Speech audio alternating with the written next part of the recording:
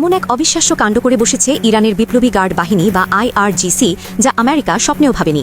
এতদিন ইরানের সামরিক শক্তির দৌড় পারস্য উপসাগরের মধ্যে সীমাবদ্ধ বলে মনে করা হতো, কিন্তু এবার সেই সীমানা ছাড়িয়ে সোজা ভারত মহাসাগরে পৌঁছে গেছে ইরানের বিধ্বংসী মিসাইল।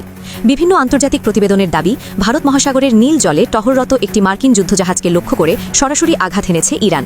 এই হামলার দায় বুক ফুলিয়ে স্বীকার করে আইআরজিসি জানিয়েছে এটি ছিল শত্রুর প্রতি তাদের এক শক্তিশালী জবাব।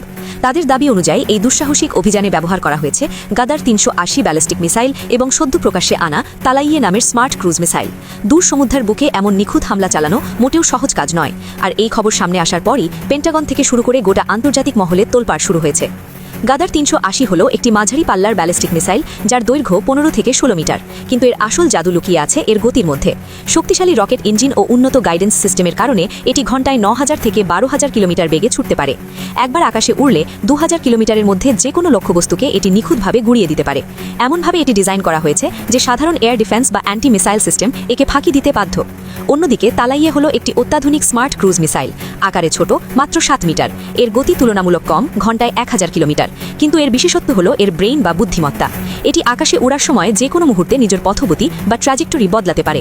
অর্থাৎ উড্ডয়নের পর যদি মনে হয় নতুন কোনো টার্গেটে আঘাত হানা বেশি জরুরি, তবে কন্ট্রোল রুম থেকে এর মুখ ঘুরিয়ে দেওয়া সম্ভব। এই কারণেই এটি স্মার্ট মিসাইল।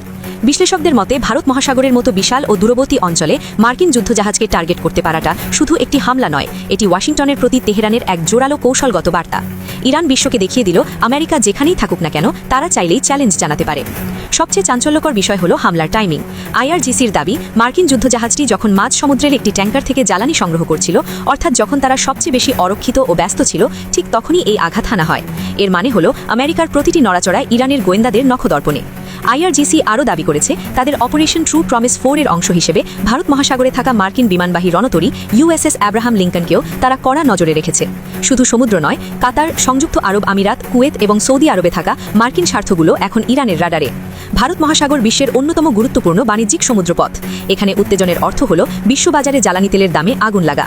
ইরান যদি দীর্ঘ সময় ধরে এই মিলিটারি দাপট বজায় রাখতে পারে, তবে তা শুধু মিলিটারি ভারসাম্যই নয়, গোটা বিশ্বের অর্থনীতিতেই এক বড়সড় ভূকম্পন তৈরি করবে।